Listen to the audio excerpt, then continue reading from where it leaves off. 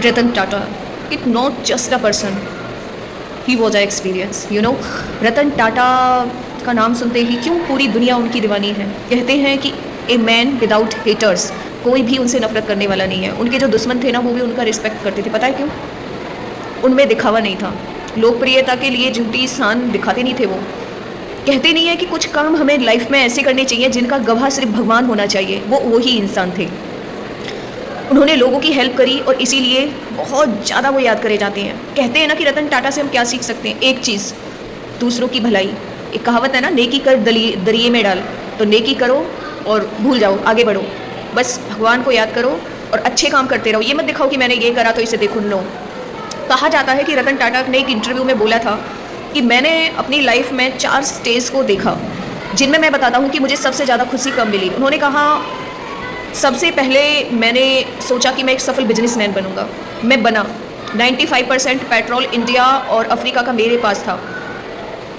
ठीक है, अचीवमेंट थी, लेकिन खुशी नहीं थी.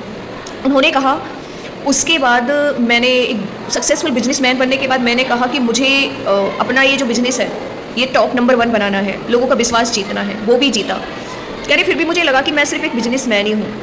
उसके बाद उन्होंने कहा कि फिर मैंने दुनिया में बहुत घूमा. मैं हर जगह घूमने के बाद भी मुझे सेटिस्फैक्शन नहीं मिला. ऐसा लगा लाइफ में अभी कुछ कमी है. मैंने कहा फिर कि चलो मैं लोगों के बीच में ज़्यादा रहता हूँ. तो उन्होंने अपनी फैमिली के साथ ज़्यादा टाइम स्पेंड करना स्टार्ट करा. कह रहे वो सभी बहुत ही बैल समृद्ध थे, तो कोई दिक्कत भी नहीं थी. उनके साथ रहते थे. कह रहे फिर एक दिन मेरे पास साथ एक ऐसा इंसिडेंट हुआ. मेरे एक फ्रेंड थे, उन्होंने कहा, यार तेरा बिजनेस इतना, मतलब तू वैसे ही इतनी चैरिटी करता है, लोगों की भलाई करता है. एक चैरिटी का काम ये है कि 200 बच्चे हैं, अपाइज़ हैं, उन्हें साइकिलें चाहिए, व्हील साइकिल्स. तो मैं चाहता हूँ कि तुम उन्हें डोनेट करो. तो रतन टाटा ने कहा ठीक है, करते हैं. तो रतन टाटा ने 200 जो चेयर्स होती हैं हैंडीकैप चिल्ड्रन के लिए, अपने फ्रेंड को दे दी. तो उनके फ्रेंड ने कहा, मैं चाहता हूँ कि तुम खुद उन्हें जाके ये चीज़ें दो, उन्हें ज़्यादा अच्छा लगेगा. उसने कहा, अरे नहीं यार, तुम नहीं, चलो तुम.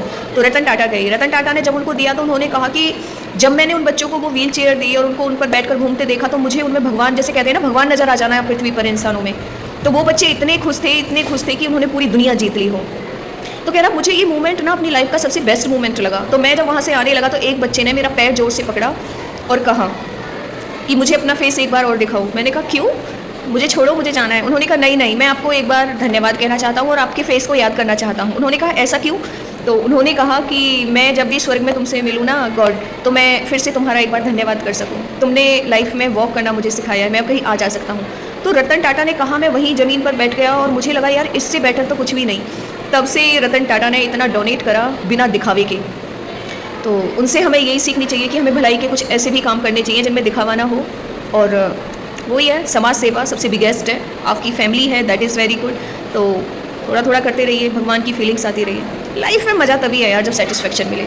All the best.